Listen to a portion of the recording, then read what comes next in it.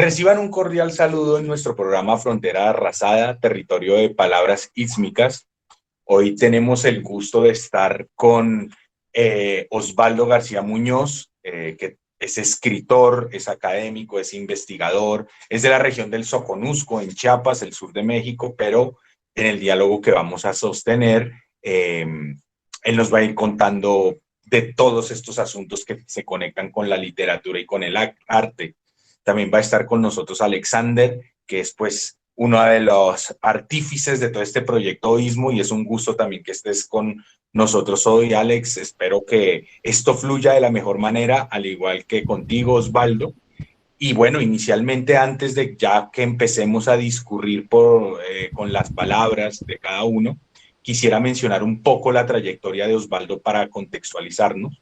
Él nació en Unión Juárez, en Chiapas, y es antropólogo social de la UNACH y maestro en ciencias sociales y humanísticas por el CESMECA, y es autor de los libros Unión Juárez, Historia y Cultura, y un libro que salió hace muy poco, que se llama Claroscuros de Voces Antiguas, Escritores Indígenas del siglo XXI en Chiapas, un libro muy interesante del cual también estaremos hablando, y sus trabajos literarios y pictóricos se encuentran en varias antologías, ¿no? Como es Y el Bolón dice, Voces del Tacaná, Luz de la Palabra, La Luna Ardiente, Versos y Huellas bajo la Luna, Imágenes Ancestrales Trastocadas, Mirar en Chiapas, Artistas Visuales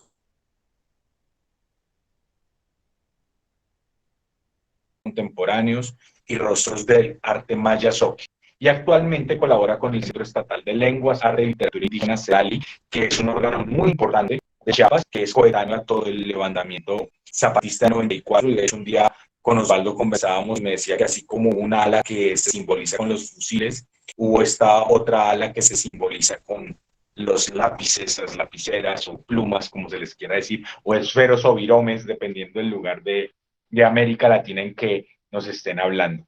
Entonces, para comenzar, Osvaldo, yo queríamos preguntarte, antes hablábamos con Carmen Villacorta, que ustedes podrán ver, los televidentes o internautas, que hay un espacio donde ella aparece, ella es la que nos ha coordinado tras bambalinas, y hablábamos con Carmen antes de comenzar esta charla de que nos relataras un poco de la ubicación geográfica, de dónde naciste, que es muy importante también para entender esa relación México-Centroamérica, de dónde te identificas que eres, cómo entiendes también esas divisiones político-estatales que se establecieron desde el momento en que se proclamaron las independencias de estos diferentes países, ¿no? Entonces, que nos relataras un poco del Soconusco, del Tacaná, que también nos referiste a algo, y a partir de ahí ver todo ese influjo de lenguas que tú también tienes en tu escritura, ¿no? Como lo iremos viendo a lo largo de la charla o escuchando.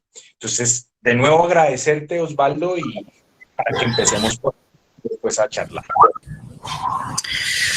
Bueno, pues muchas gracias, Andrés, Alex, Carmen también, por la invitación a este espacio.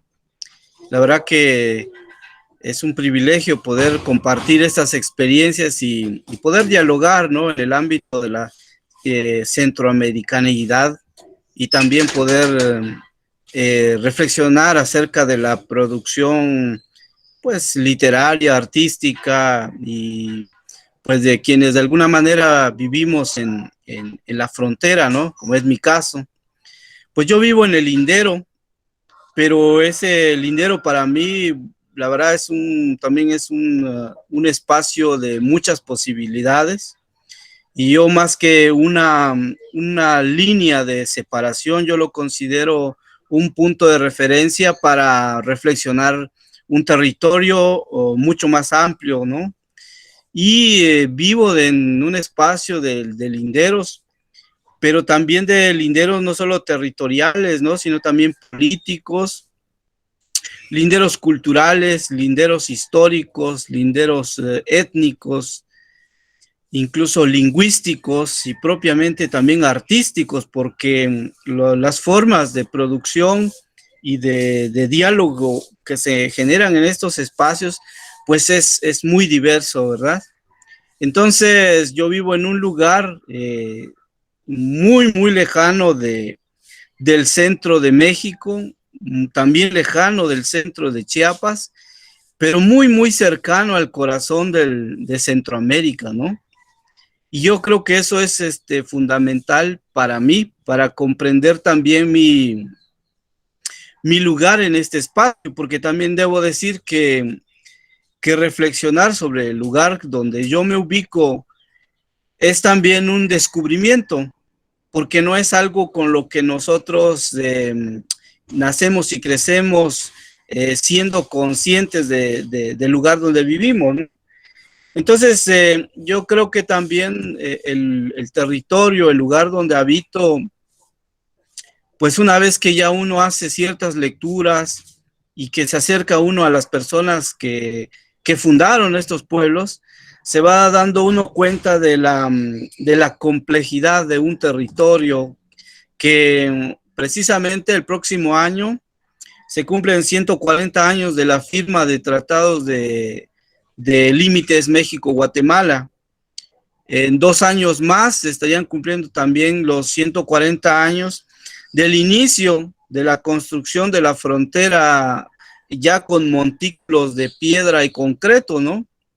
Y todo eso ha ocurrido en un lapso corto de tiempo, podríamos decir, pero en términos de la memoria y de la identificación y del arraigo que se pueda tener en estos territorios, pues ha sido también de muy largo aliento y también de una problemática que muchas veces se reflexiona, ¿no? Entonces, vivir en esta zona que finalmente ha sido un lugar donde se originaron también las separaciones de alguna forma, ¿no? Por ejemplo, el caso de la cultura MAM, que se tuvo que dividir a partir de la frontera. Entonces, ahora, curiosamente, ¿no? Hay mayas MAM en Guatemala y mayas MAM en México, ¿no? Y hay una diferenciación por cuestiones nacionales que me parece algo absurdo, pero se ha asumido y se ha interiorizado, ¿no? La noción de la mexicanidad ha propiciado también un distanciamiento bastante importante y hasta cierto punto también ha generado cierto desprecio por nuestros propios orígenes, ¿no? Pero además de ser un espacio problemático políticamente hablando, pues es un espacio de muchas convergencias, ¿no? Por el Soconusco han pasado infinidad de culturas, desde los propios mocayas, de la cultura de Izapa, los propios mayas, los quichés, la cultura náhuatl, ha llegado también los toltecas, han llegado los olmecas, o sea, es un territorio de varios miles de años transitado y habitado por infinidad de culturas. No se diga el surgimiento de las fincas cafetaleras a finales del siglo XIX y principios del siglo XX, con la llegada de lo que yo llamo la cultura del café, ¿no? Y toda esta presencia europea, sobre todo de alemanes, ingleses, españoles también, que llegaron a poblar estos territorios y que de alguna manera modificaron el sistema de relaciones interétnicas, culturales y también económicas, ¿no? Entonces me parece un territorio que además es una zona, hablando de la capacidad biótica, biológica del lugar, pues también es tremenda, ¿no? Solo el volcán Tacaná tiene casi todos los ecosistemas en su hábitat, desde el bosque de neblina hasta el páramo y selva, bosque de pino, en fin.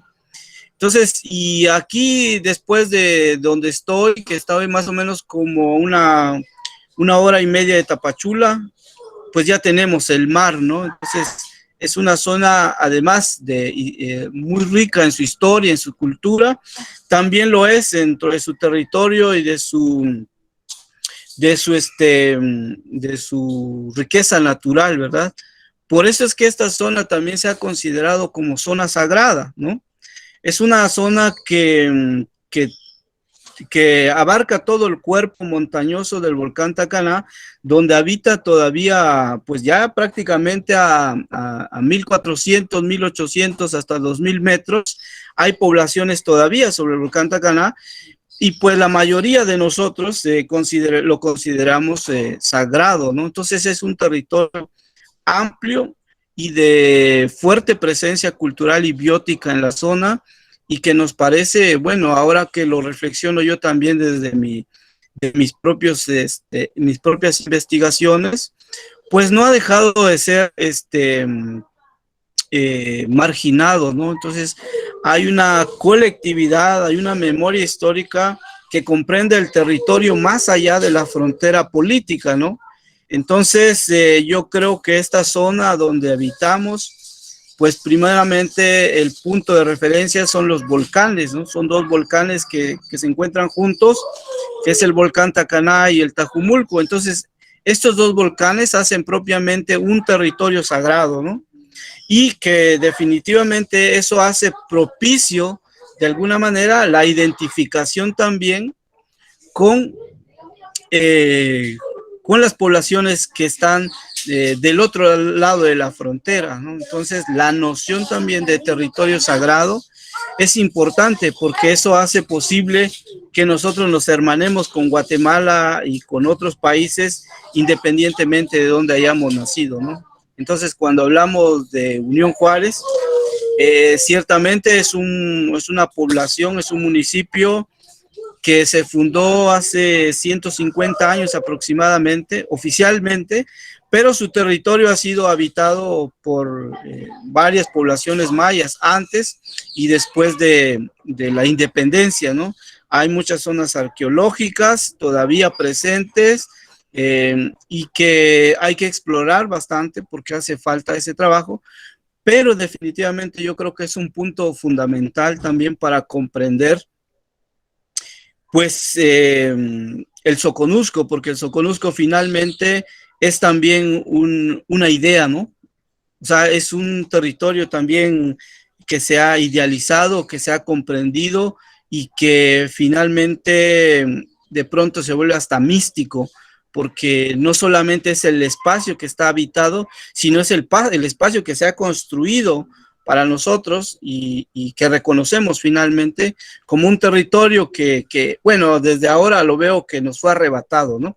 Porque finalmente es un territorio muy amplio que no solo estaba en México, ¿no? Sino incluso formaba parte del territorio guatemalteco. Incluso se habla de que las poblaciones mayas de la cultura MAM llegaron a El Salvador y posiblemente llegaron a Honduras, ¿no?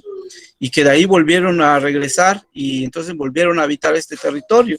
Entonces yo creo que es muy complejo, pero es muy interesante, además que nos hace entender que la necesidad de conocer la historia para comprender todos estos procesos que hoy estamos viviendo, ¿no? Los migrantes son migrantes porque hay una noción de nación, ¿no? Pero finalmente están en el territorio que, que no tiene, no, o que no debería tener esas fronteras tan drásticas como hoy las vemos, ¿no?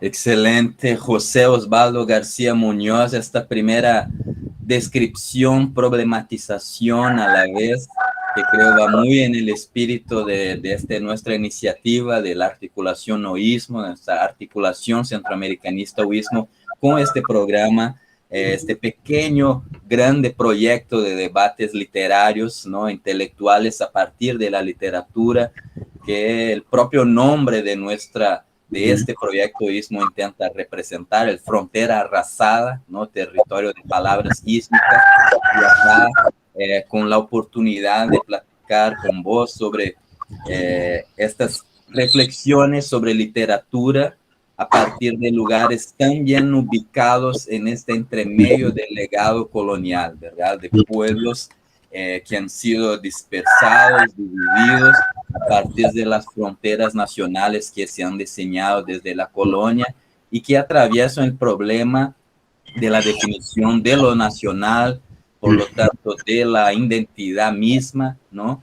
Entonces es un placer ahí en esta primera intervención tuya escuchar esta descripción y esta problematización a la vez de este lugar tan particular para quien no está enterado, empapado de estas discusiones, ¿no? De las fronteras, de cómo pensamos esta reflexión sobre fronteras y los recortes, por lo tanto, que hacemos de nuestra producción artística, literaria en este lugar. Soconusco, una región ahí específica del estado de Chiapas, un estado del país mexicano que en su momento ha sido históricamente parte de la Gran República Federal de Centroamérica, ¿verdad? Justamente en este proceso de construcción de las independencias, los llamados Estado Alto de Chiapas, ¿no?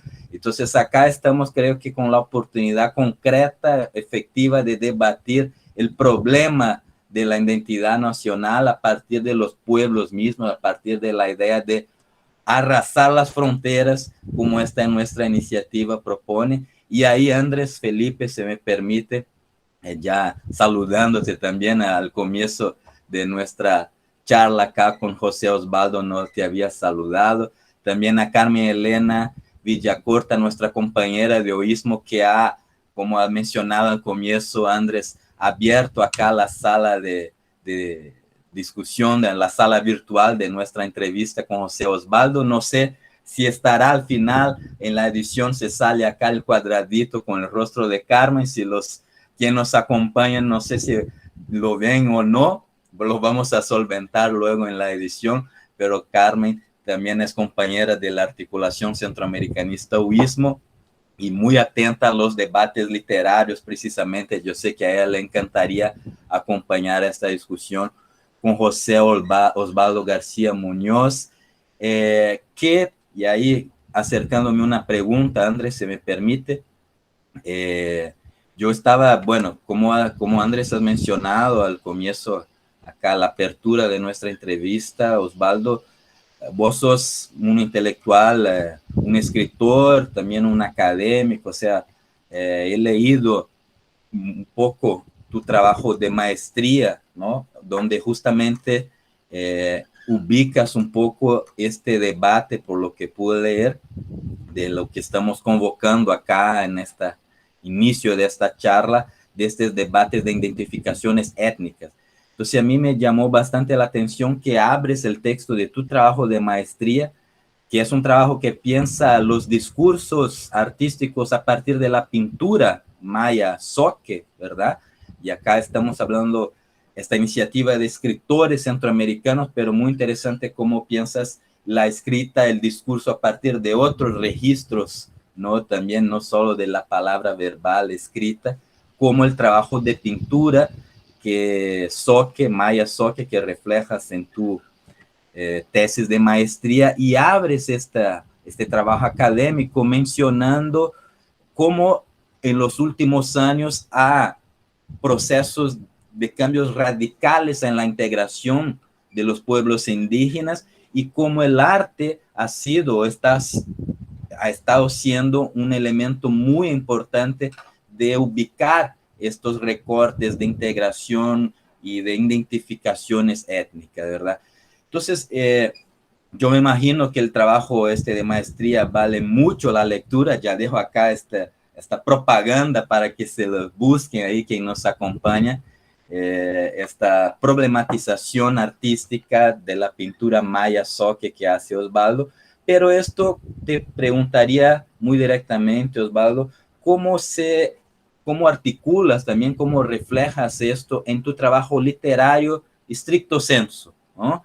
Yo he leído un par de cuentos que incluso están ahí disponibles también en línea en un sitio electrónico que coordina nuestro compañero Andrés Felipe, Los Mil Inviernos, ¿no?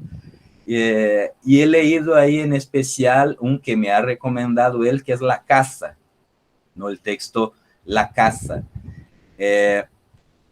que me llamó mucho la atención la riqueza de detalles, ¿no? De instrumentos, de descripción de escenas, efectivamente, de la casa, ¿no? De esta relación hijo-padre que está ahí expresado.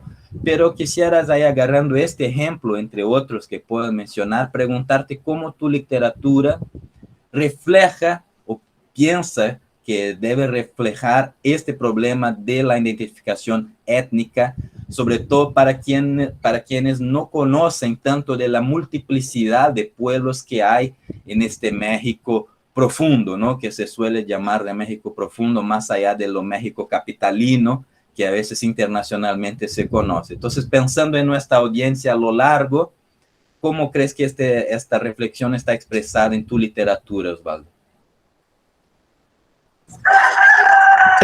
No, antes, muchas gracias por la lectura y bueno, también a Felipe que me motivó mucho a publicar estos textos y hacerlos visibles.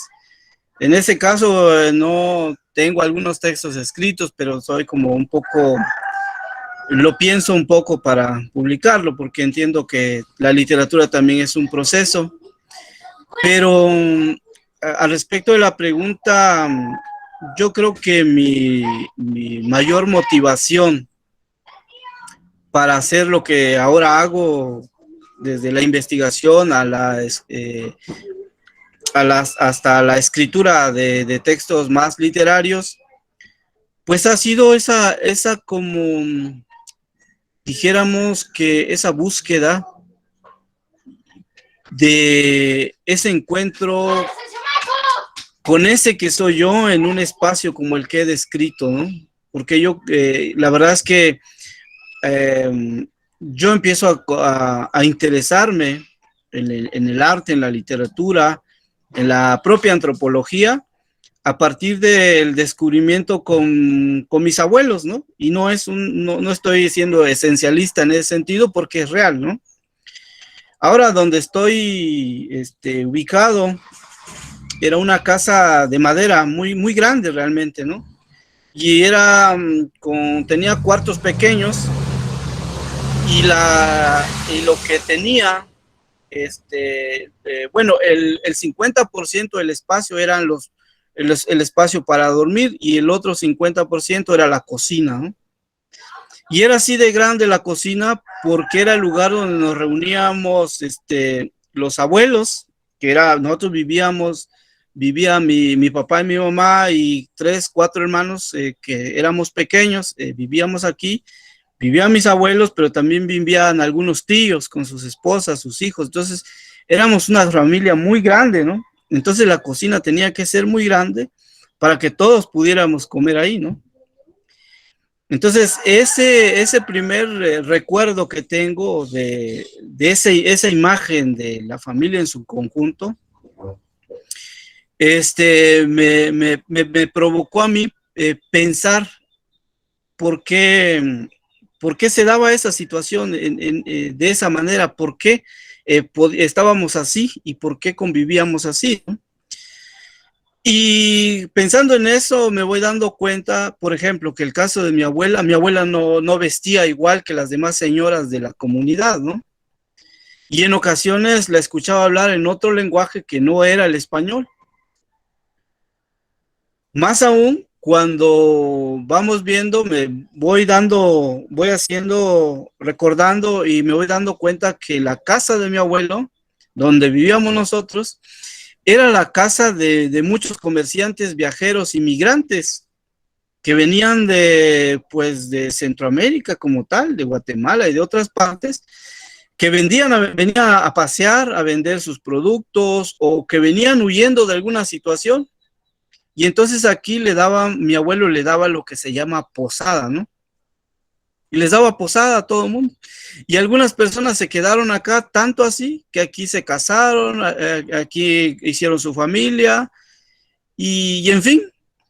Pero yo creo que ese momento, ese descubrir mi niñez en ese lugar que era muy particular, me hizo pensar toda esta diversidad que había, ¿no?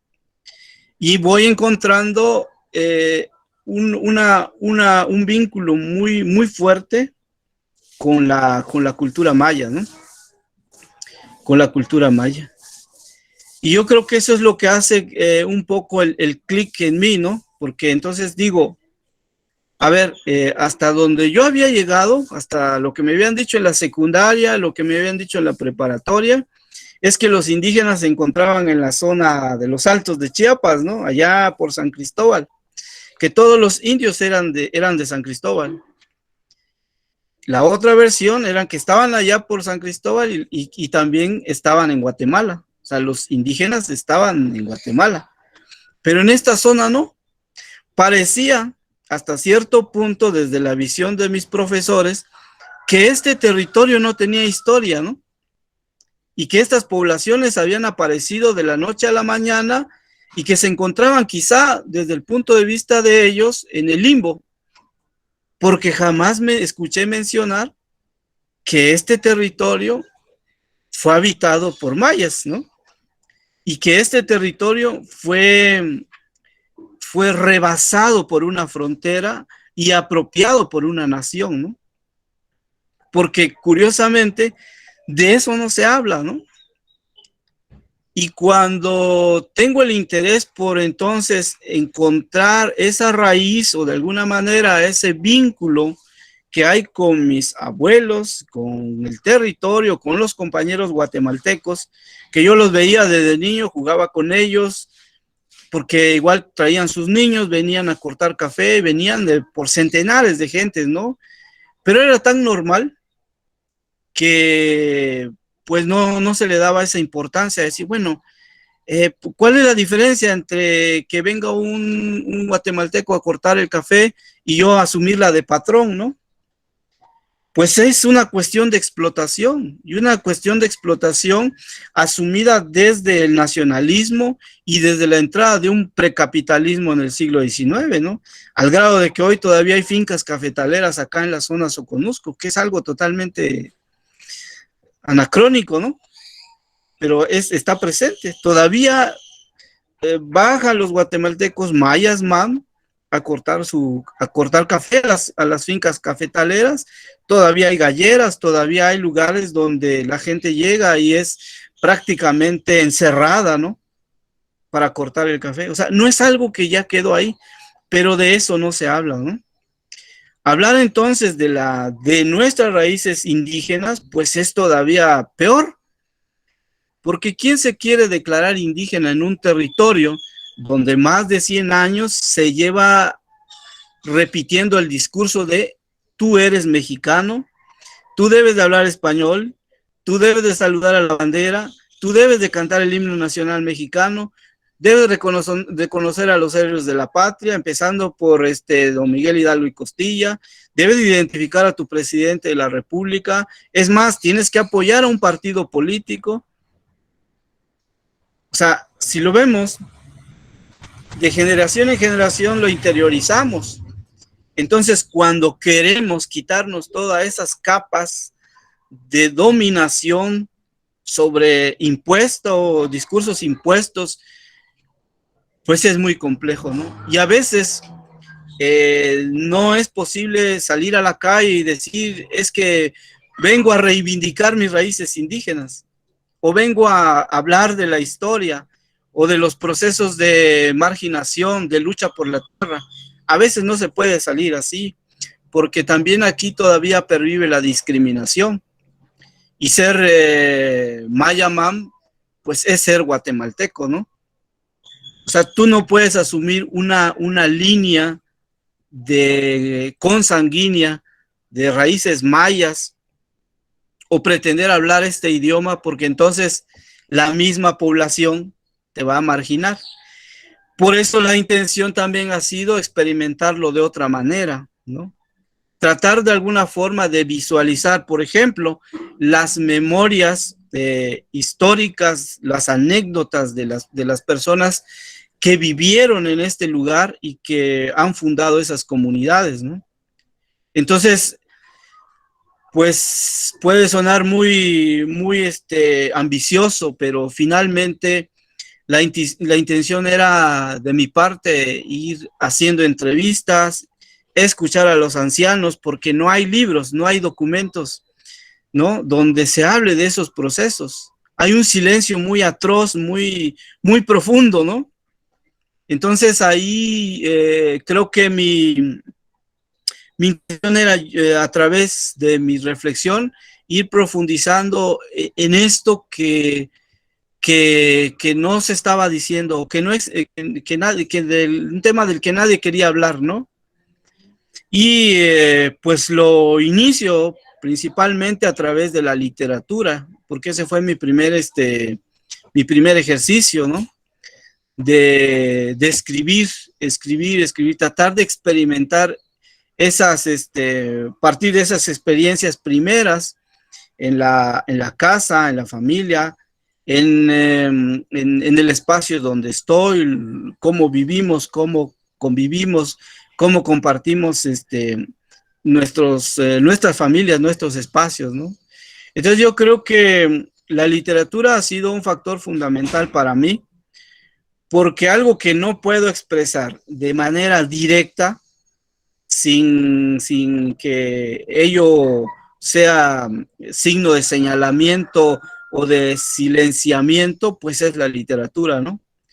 Entonces juego mucho de repente con esos elementos de la propia cosmovisión, de mi propia visión de la vida, pero partiendo también de las experiencias que he vivido, pero también de lo que he escuchado, ¿no? Por ejemplo, aquí hay una riqueza tremenda sobre cuentos de animales, ¿no? O sea, aquí los animales tienen magia, casi todos los animales tienen magia, ¿no? Y los cuentos aquí son de veras tremendos en cuanto a formas de expresar y cómo se corporizan esos animales y cómo tienen magia y cómo se aparecen y desaparecen y entran en mundos donde a veces ya no se puede narrar, o sea, ya no puedo escribirlos porque pierde su estética propia, ¿no? Entonces, lo que en un momento dado ha sido mi interés es recrearlos, tratar de decirlos de un modo que parezca atractivo, pero que además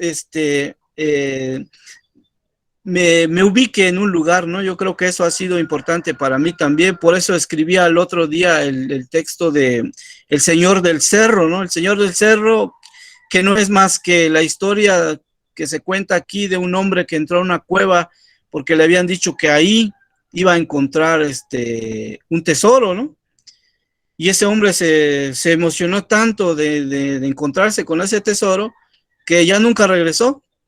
Y entonces la gente lo que dijo es que se lo habían llevado, que se lo habían ganado, pero que donde estaba era un mejor lugar a donde había llegado. Entonces me pareció interesante reflexionar sobre esas formas de pensamiento de nosotros en este territorio y cómo la naturaleza misma es tan grande que también nos absorbe, ¿no?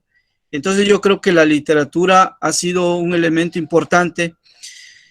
No pienso la literatura como un elemento de identidad en sí, ¿no? Pero sí que propicia una estética particular, que abreve de esos elementos que están en este lugar y que pocas veces se explora, ¿no? Porque también a veces queremos hacer una literatura que sea universal, ¿no? Cuando lo universal también es una ficción, porque lo que existe es lo que está dado en un tiempo y en un lugar específico, ¿no? Y yo creo que en este territorio de la frontera México, Guatemala y Soconusco, pues yo creo que la ficción ya fue rebasada, ¿no? Y yo creo que ahora también hay que, como lo hace Balam, ¿no? Escribir en esos puntos donde pues se puede brincar la frontera, ¿no? Desde la propia literatura, de las propias metáforas y concebir una hermandad literaria de alguna forma, ¿no?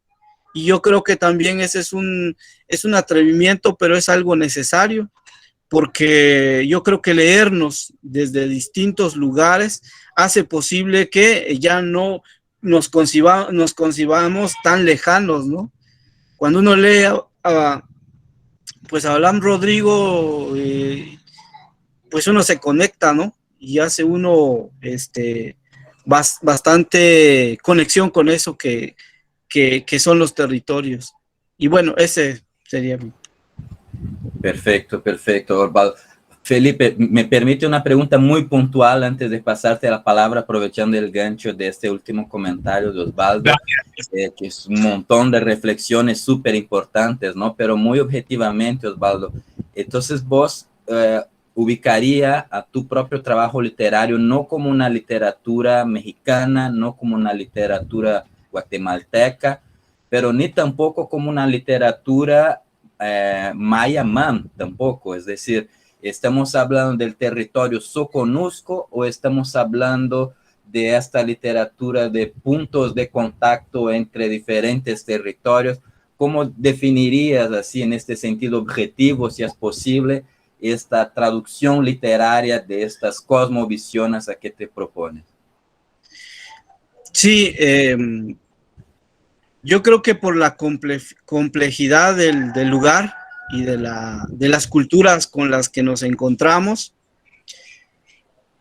pues yo creo que es muy pretencioso, pero no puedo encajarla solamente en la visión MAM de la cultura, ¿no?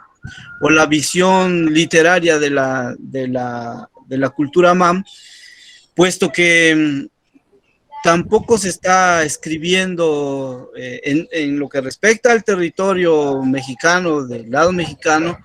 Todavía tampoco existe una literatura que se esté escribiendo desde la mirada MAM, ¿no? Existen 2 o 3 ejemplos de ancianos que están escribiendo sus memorias y están transcribiendo la tradición oral. Hay uno que otro que se ha atrevido un poquito más a darle otro matiz a sus textos, pero todavía no hemos logrado conjuntar un grupo de escritores o gente que se enfoque solamente en ese tema. Y sí, pienso que yo no estoy tan apegado a un grupo, ¿no? O a una etnia en particular.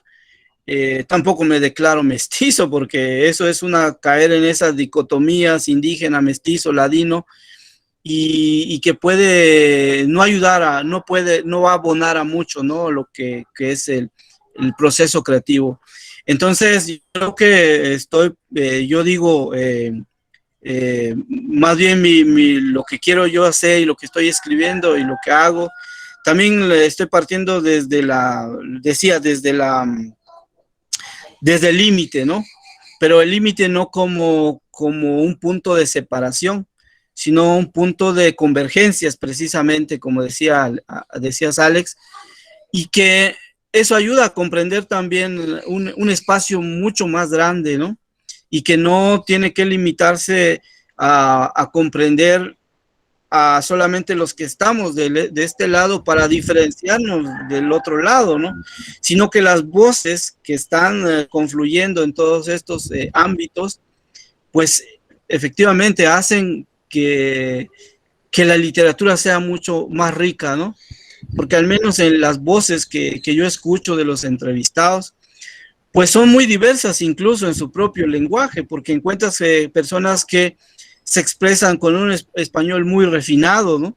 Pero hay gente que tiene un español como híbrido entre idiomas indígenas y español, y eso es la riqueza que se tiene. Entonces, yo pienso que en eso también me gusta, yo creo que experimentar.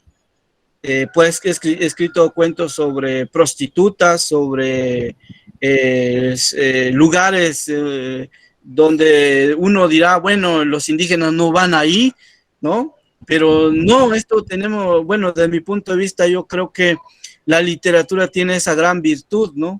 De que nos puede permitir plantearnos problemáticas, dar cuenta de situaciones y reflexionar sobre diferentes ámbitos.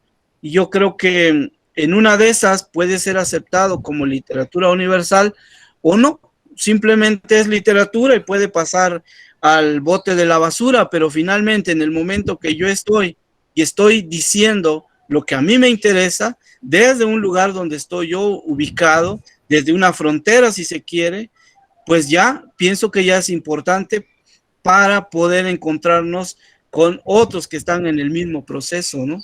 Entonces, una La literatura literatura de frontera arrasada, efectivamente, ¿verdad, Osvaldo? Fronteras territoriales, fronteras estéticas. Genial. Andrés Felipe. Gracias, Alex. Sí, Osvaldo, mira, una suerte de autorreferencia. Y te agradezco, Alex, que mencionabas la publicación Mil Inviernos, por ejemplo, si uno entra donde yo edito, lo afilian más a la ciencia ficción. O sea, nada que ver, no es que nosotros estemos con algún proyecto identitarista, digámoslo así. Y cuando leí el trabajo de Osvaldo de ficción, no lo pensé tampoco desde ese lugar de literatura indígena, que es algo que precisamente en Claroscuros de Voces Antiguas, escritores indígenas del siglo XXI en Chiapas, el libro que recién publicado Osvaldo, problematiza un poco, y también quería, por eso hago esta introducción, que ahondaras en eso, Osvaldo, porque tú planteas esa tensión que puede existir o que existe entre el concepto de literatura indígena y literatura híbrida o literatura sin adjetivos, que es algo que está circulando mucho en el debate en el sur de México, al menos en determinados grupos, ¿no? Incluso se trenzan debates. Entonces, Osvaldo, que por favor, a partir, claro, tú ya mencionaste tu proyecto estético en ese sentido, o a lo que apuntas o lo que intuyes, pero que nos contaras un poco sobre esa tensión que existe o ese debate entre el concepto de literatura indígena y literatura híbrida, y asimismo eso de la literatura sin traducciones que plantea el poeta Nicolás López Arcos, que también es de esta zona. Entonces, para que nos contaras un poco sobre esa tensión y esas nociones que circulan y que tú problematizas en este ensayo. Bueno, muchas gracias también por la lectura. La verdad que es un tema bastante, sí, un poco complejo, difícil de entrarle, porque, bueno, yo también soy de la idea de que la literatura no tendría por qué,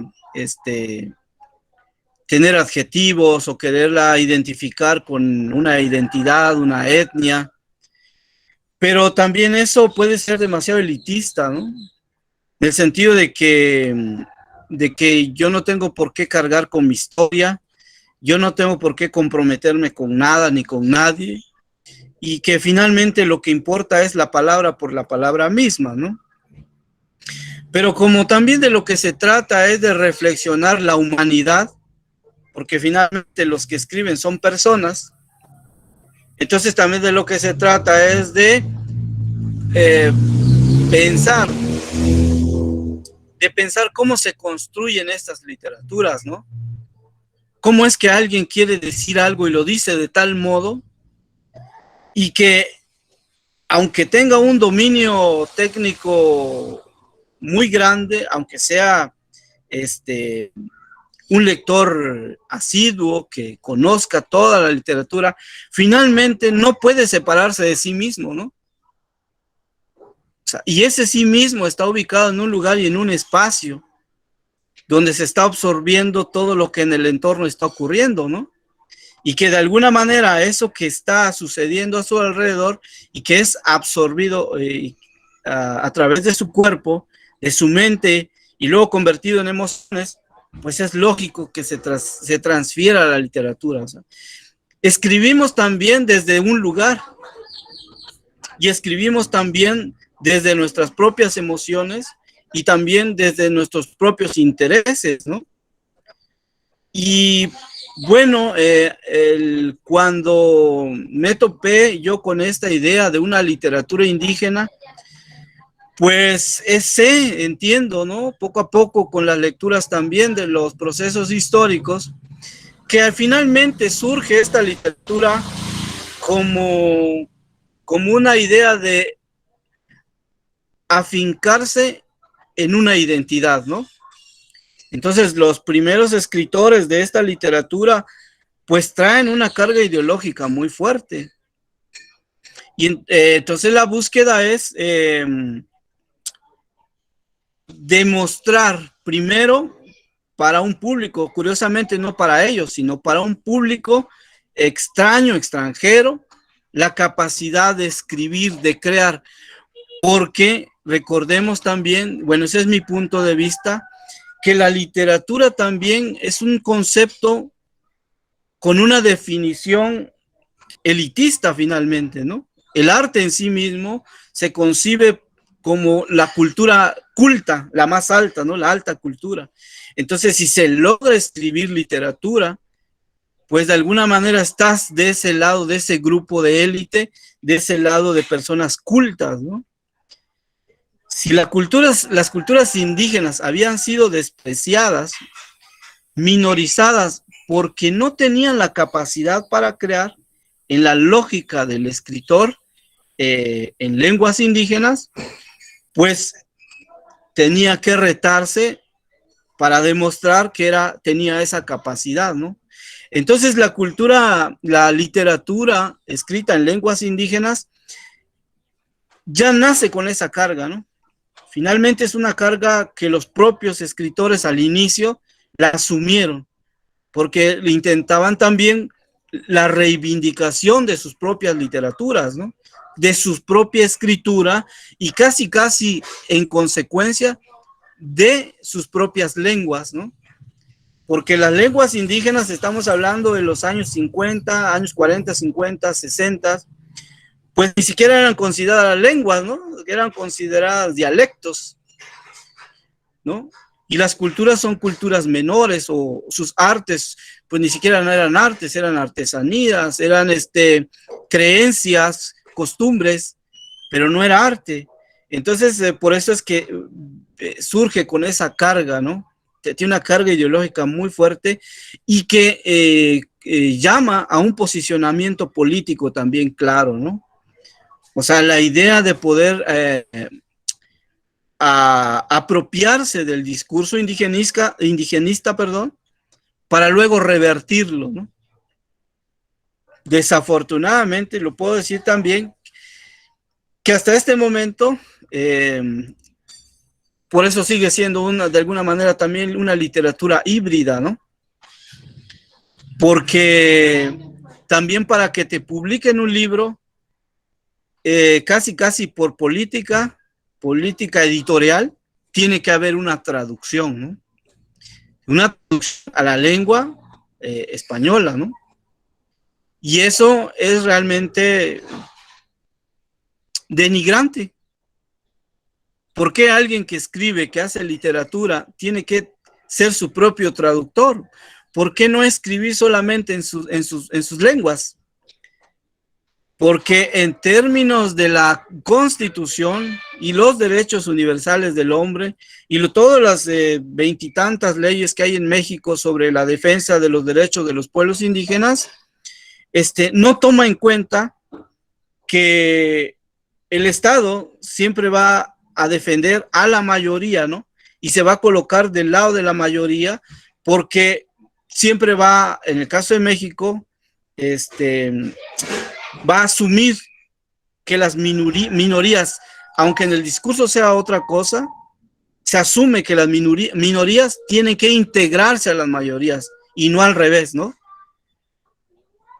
Y eso es efectivamente lo que va a provocar que se viva desde ahí, en una literatura, como decía por ahí un investigador, que va cabalgando, es un jinete que cabalga en dos caballos, ¿no? Porque se tiene que negociar los lenguajes desde los propios cánones estéticos de la literatura hasta las propias políticas públicas editoriales para que sea escrito en español. Por eso es que muchos compañeros ahora, en el caso de Nicolás Arcos, se está preguntando eso, ¿no? Dice, bueno, ¿con quién hay que quedar bien en esto? Porque en español parece que va bien escrito, las metáforas son muy fluidas, hay una literatura bastante atractiva, incluso que se traduce al alemán, que se traduce al italiano, se traduce al inglés, incluso ahora se ha traducido al francés, pero traducen del español a esos idiomas, ¿no? Porque traducir de las lenguas indígenas, pues es mucho trabajo, ¿no? Implica todo otro proceso. Entonces, finalmente, Cuando se habla de esa literatura híbrida, finalmente, se habla también de esa literatura que se ve obligada a casi una literatura anfibia, ¿no? Una literatura que tiene que andar en la tierra y tiene que andar en el agua, porque si no es así, pues los escritores no son visibilizados. Y esa es una lucha que algunos días se han planteado. ¿Por qué no escribir solo en las lenguas indígenas? Si hubiera la posibilidad de hacerlo, yo estoy seguro que los escritores lo harían. Pero como la lengua y la cultura nacional sigue prevaleciendo sobre las culturas indígenas, pues entonces hay que jugar también con esos roles, ¿no? Y de alguna manera, tener que estar en todos lados al mismo tiempo, porque si no, no hay espacios para publicar, no hay espacios para difundir. Conferencias, los conversatorios, incluso los recitales, tienen que ser obligatoriamente en español, porque si no, no hay comunicación, no hay diálogo. Pero curiosamente, cuando se habla del diálogo, al solo utilizar el español para estas lenguas como única lengua de medio de comunicación, en realidad no hay diálogo, ¿no? Lo que hay realmente y profundamente y detrás de todo eso es el silencio de esas lenguas que no tienen la posibilidad de expresarse en sus propias formas estéticas. Y ahí es donde efectivamente quizá ya estamos hablando de otro tema, quizá estemos hablando de cuestiones políticas, de cuestiones ideológicas, de cuestiones identitarias, pero también pienso que de fondo y detrás de todo eso, también hay una literatura muy importante que puede dar cuenta de todas estas problemáticas y que puede también plantearnos una estética propia, ¿no? Y que creo que ahí es donde yo creo que el debate sobre la literatura sin traducciones se puede hacer mucho más rica. Es decir, buscarse entonces si realmente lo que se quiere es traducir a otras lenguas la literatura escrita en lenguas indígenas, entonces se requiere de especialistas en traducciones de esas lenguas y no esperar que el escritor tenga que hacer una buena literatura en español y luego relegar su lengua indígena, porque hasta eso es lo que se obliga, ¿no?, a estas literaturas. Entonces, no sé si respondí un poco a la pregunta. Claro que sí, Osvaldo. Además que es muy interesante porque uno incluso recuerda hasta casos, una vez también lo conversábamos, de esa literatura menor que habla de Les, ¿no? De cuando se refiere a Kafka, y que Kafka es un tipo que es checo, es judío, pero escribe en alemán, ¿no? Siendo que no es su lengua. Y creo también que ahí hay un elemento muy importante, Osvaldo, y es eso de problematizar. Bueno, cuando se escribe desde estos lugares, se está escribiendo pensando en la traducción, que creo que es lo que plantea finalmente Nicolás López Arcos, ¿no? Entonces también lo interesante es pensar esos otros artefactos literarios intraducibles también, ¿no? Que podría ocurrir, que yo creo que eso es un elemento muy importante porque así como en consonancia con lo que tú decías, Alex, la frontera arrasada también es con respecto a la lengua, ¿no? Es decir, también, y uno lo siente hasta en la sintaxis, ¿no? Cómo esa frontera también que hasta aquí llega el español y aquí llega el mamo, el tojolabal o qué sé yo, y también es romper con eso, ¿no? Y que sería la apertura también a esas otras literaturas, digámoslo así, menores, y menores porque no pertenecen a esa lengua canónica, establecida, bien escrita, bien hablada, que en nuestro caso vendría de la península, ¿cierto? Aunque ya hay pequeños centros de poder de lengua, como es Ciudad de México, Buenos Aires, Santiago, en el caso del español, ¿no? Bueno, sobre todo Buenos Aires y Ciudad de México como que han establecido esos dos nuevos lugares, pequeños centritos dentro de la periferia, ¿no? Entonces yo creo que eso es muy importante tomarlo porque pienso yo también que parte de tu propuesta, Osvaldo, va por ahí también, ¿no? Romper o arrasar esa otra frontera lingüística, y que creo que también viene a tono con lo que menciona Nicolás López Arcos, y que es una discusión que aquí en Chiapas está muy fuerte, ¿no? Literatura sin adjetivos, literatura indígena, también como esa noción de literatura indígena ayuda a sustentar más esa frontera, ¿no? Ese muro, que eso es curioso, ¿no?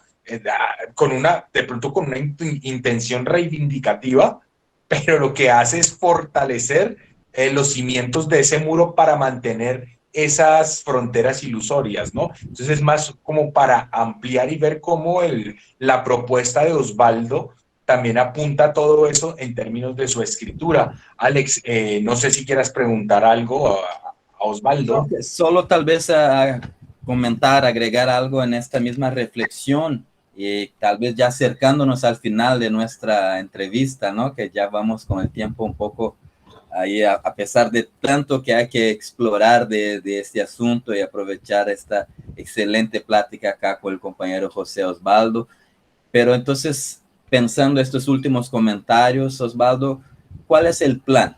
¿Cuál es el proyecto? ¿Es efectivamente arrasar las fronteras? Porque acá, pensando en específico la propuesta de este programa de entrevistas, de este proyecto de la articulación centroamericanista UISMO, un elemento que hay de fondo presente es hacia dónde o hasta dónde, mejor dicho, va la literatura centroamericana, o valdrá la pena preocuparse con lo que es una literatura centroamericana. Y por esto tiene que ver con el propio espíritu de nuestra propuesta centroamericanista, que es pensar el istmo, ¿no? El territorio ampliado, si se quiere, más allá de lo que llamamos Centroamérica o América Central, y todas esas confluencias con la zona de fronteras que hay muy fuerte, en especial con el norte de América Central, es decir, con la región de Chiapas y estos fronterizos Guatemala, México, ¿no? Si se quieren los términos convencionales, pensarlo así. Pero entonces lo que queremos es realizar una literatura de frontera o una literatura que se termine con estas fronteras.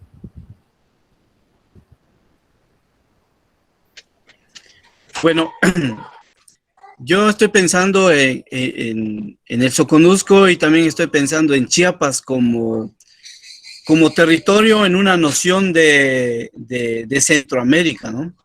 Centroamérica como una construcción también ideal, Centroamérica también como una noción histórica, mística, incluso propiamente sagrada, si consideramos que estas regiones son sagradas finalmente, porque aquí están los volcanes de toda la Sierra Madre de Chiapas, y que se extiende hacia el sur de América, ¿no? Entonces, pensar desde ahí me parece que está ocurriendo ya. Cuando reflexionamos sobre literatura indígena, estamos hablando de una literatura que ya que está desbordando las fronteras. Aunque yo me vi en la necesidad de recuperar o de traer la categoría para reflexionar desde lo antropológico, la literatura, y hablar de literatura indígena, en realidad esa literatura ya se desbordó, ¿no? Esa literatura ya fue más allá de las fronteras, y no solo territoriales, también de las propias fronteras culturales y étnicas, porque, bueno, nosotros leemos a muchos escritores en lenguas indígenas, incluso compartimos con ellos sus experiencias, y tratamos de comprender desde sus propias lenguas lo que están diciendo, ¿no? Pero también la pintura se ha desbordado, y yo creo que la pintura también tiene esa magia, porque al contrario de la literatura va por las imágenes, ¿no? Y la pintura va por el discurso. Y también desde ese posicionamiento de un lugar específico, como son los pintores de origen chol, que están en Palenque, o pintores tzotziles y tzeltales, pues también están, en términos de este espacio, pues están arrasando con las fronteras, ¿no? porque cuando uno ve esos cuadros o cuando uno lee esas historias, esa poesía, la verdad a veces ya no piensa uno en si lo escribió un chol, si lo escribió un mam o quién lo escribió. O sea, en este sentido yo creo que el proyecto del arte como una posibilidad, como un espacio para dimensionar la otredad y también la individualidad, permite comprender que en distintos lugares, independientemente de dónde estemos ubicados, hay una noción y una concepción del territorio y de las imágenes propiamente de Centroamérica, ¿no? Centroamérica pensándolo desde de su propia concepción territorial, pero también histórica, también desde su complejidad y de sus propios conflictos, ¿no? Pero prevalece, me parece todavía, esa parte nuestra que nos llama también a unificar de alguna manera criterios para reflexionar sobre nuestras estéticas, ¿no? Nuestras estéticas que finalmente están atravesadas por lo indígena, pero también por la migración, también por la revolución, también por los propios conflictos, también por las diferencias, también por los modelos de economía y sistemas políticos a nivel nacional. Pero como también, de alguna manera, en cada uno de estos territorios, que es lo que he ido encontrando poco a poco, hay resistencias, ¿no? Y esas resistencias no siempre son armadas, ni siempre son de agresiones físicas, ¿no? Esas resistencias están cuando nosotros, por ejemplo, queremos subir al volcán Tacaná y lo primero que hacemos es pedirle permiso, ¿no?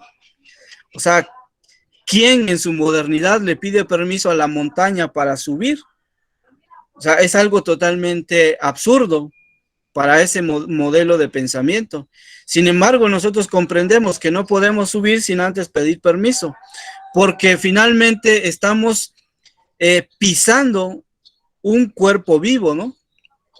Y ese cuerpo vivo que habita en esos espacios, en esos lugares, trasciende también las propias fronteras. Y esa energía que existe, coexiste en estas regiones, hace que comprendamos nosotros que no hay muchas diferencias, ¿no? Y que no hay nacionalismos sobre las propias cosmovisiones y el modo en que nosotros comprendemos los lugares. Hablemos como ejemplo final la idea del nahual. La idea del nahual se ha trivializado mucho, se ha hecho como, se ha resumido a decir que una persona se convierte en animal y eso es un acto endemoniado, pero no. O sea, la idea del nahual es la idea de la ubicación de la persona en un lugar, en un tiempo específico, en un contexto en que lo va a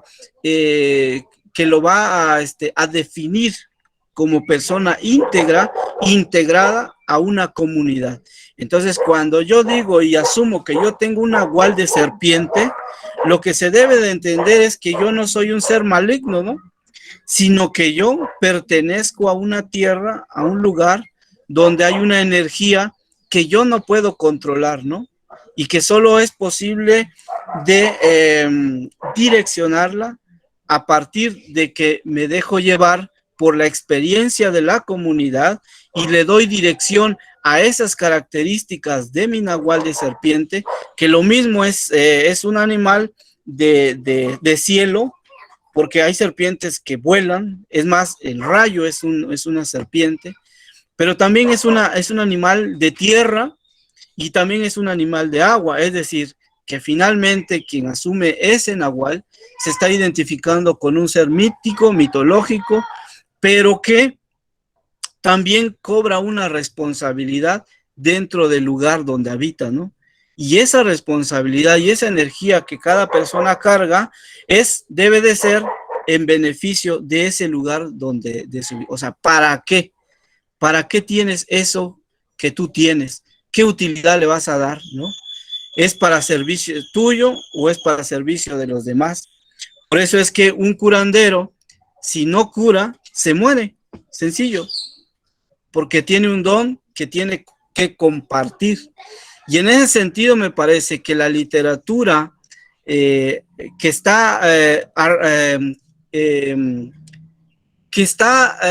rebasando las fronteras, pues también es un medio de curación, ¿no? En esos términos.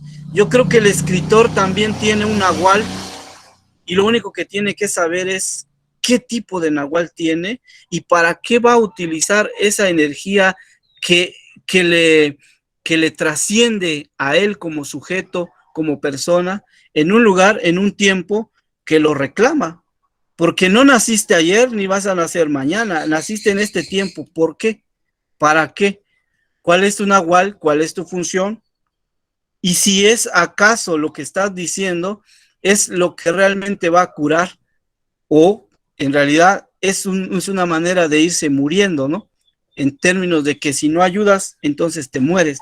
Estoy hablando desde la cosmovisión de este espacio y vemos cómo sí, efectivamente, hay una frontera que ya no cuenta, porque lo que cuenta ya son las ideas, son las palabras y son la noción de familia que se puede tener. Y por eso yo empecé hablando de la experiencia que tuve con mis abuelos, ¿no?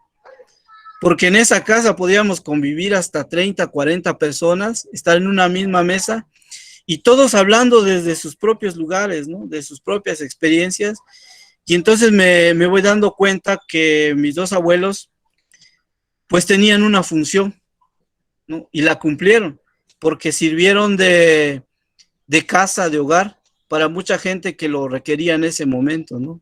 Entonces yo creo que también los escritores, los poetas, los narradores, sirven como una casa, una pequeña casa, si se quiere, donde algunos llegan a descansar y donde se llegan a encontrar con otros. Y yo creo que eso es lo más interesante y lo mejor que le puede pasar a un escritor, cuando el lector dialoga con él, con sus personajes, con sus ambientes, y yo creo que ahí hay un encuentro de energías y de personas, ¿no? Independientemente del tiempo, del lugar y de las fronteras, ¿no? Muchas gracias. Qué maravilla, José Osvaldo García Muñoz, el escritor de Náhuatl de Serpiente, de varios, ¿no? De territorios varios, del agua, del aire, de la tierra, de sanación y de hogar. Ahí las palabras finales en esta plática, Osvaldo, que traducen mucho el espíritu de nuestra idea de debate, de poner estas ideas en discusión con varias audiencias. Qué bueno que hemos tenido esta oportunidad, esta plática. Andrés Felipe Escobar, nuestro compañero de la articulación Hoísmo, gracias por hacer estos puentes y permitir que este diálogo, que esta plática, que esta entrevista haya tenido lugar, para que tantos otros lugares puedan ser cosidos y tejidos en nuestra discusión literaria en nuestros territorios. A ti, Alex, primero por la oportunidad con Hoísmo. A Osvaldo, pues también agradecerte, que somos amigos, pues hablamos muy seguido de todas estas cosas, ocupamos muchas horas, que aquí no se puede por eso, porque nos lleva a empieza uno a trenzar, ¿no? Y trenzar en este caso, cuando Osvaldo refiere todo lo que ocurre con un escritor del náhuatl, también uno le puede venir incluso un discurso tan occidental como el del psicoanálisis, donde tú tampoco estás escribiendo impulsado o mediado por la razón y por elecciones racionales, ¿no? Que ocurre, por ejemplo, cuando a ti quién te influencia, que muchos escritores le preguntan eso, y pues en definitiva uno no sabe quién lo influencia a uno. Uno quisiera escribir como Joyce, todo el mundo en Occidente, ¿quién te influencia? Cervantes, Joyce y Shakespeare, pero de pronto lo que te está influenciando es una telenovela, ¿no? Y no te das cuenta, ¿no? Y eso es muy interesante y lo hemos hablado con Osvaldo, y ahí también empezamos también en esta experiencia pues a trenzar. Y Osvaldo mencionaba algo que yo quisiera también cerrar con esto, que es el asunto de la autoconciencia. Osvaldo plantea precisamente al final de su texto lo siguiente. Quiero leer este último párrafo porque creo que pone en evidencia eso del planteamiento de Osvaldo. El artista escritor no solamente crea porque le gusta, sino porque además ha influido socialmente y tiene una intención pragmática. Al final, lo que mete a discusión el arte es la realidad misma. Esta es de carácter social y solo cognoscible a partir de un punto referencial llamado presente. En este sentido, el arte indígena contemporáneo de Chiapas forma parte de modelos formados y forjados a través de una continua resistencia y adaptación, incluso de carácter ideológico, teniendo en la oralidad a su máxima síntesis de procesos históricos y apropiación de signos cosmogónicos e identitarios que trasciende el tiempo y se acumula en una memoria colectiva de aquí y ahora. Tal caracterización ayuda a englobar el fenómeno identitario como una manera de identificarse, reconocerse y representarse ante las dinámicas sociales y culturales actuales que permiten, sí, la producción de obras de alta calidad estética, pero al mismo tiempo, a veces, un posicionamiento electivo en defensa de la autonomía comunitaria y a la vez individual. De este modo, la literatura indígena tiene una dimensión social, convirtiéndose en un movimiento propiamente dicho. Lo que está en debate es su integración como un ejercicio consciente y colectivo, es decir, su participación determinante en la problemática indígena frente a la reproducción de la ideología dominante en razón de las relaciones de exclusión, explotación, marginación y enajenamiento. Los escritores crean desde lo que conciben como literatura, pero no se ha podido generar una discusión crítica y autocrítica de eso que producen. A lo más se ha llegado, en términos de investigación, es una recapitulación histórica y análisis estructural de ciertas obras concretas. En el momento en que surja un diálogo entre poetas, cineastas, pintores, escritores, investigadores y otros, entonces va a nacer la conciencia y reconocimiento de la fuerza que tiene el movimiento artístico-cultural mismo y cuáles serían las problemáticas a enfrentar. Porque en la medida que los artistas coloquen su discurso, si se quiere estético teórico, también llevan al plano de la discusión el tema de los derechos de los pueblos indígenas y las problemáticas sociales, políticas y culturales a su alrededor. Creo que ese es un corolario de lo que se ha charlado. Y de nuevo, Alex, agradecerte, agradecer a Oísmo todo lo que se está haciendo, y Osvaldo, también agradecerte tu generosidad, tu paciencia y tu tiempo, ¿no? Y el tiempo de todos. Muchas gracias. Excelente contribución, excelente. Muchas gracias otra vez, Osvaldo, Andrés, Felipe. Este fue el programa Frontera Arrasada, Territorio de Palabras Sísmicas. Hasta nuestra próxima edición.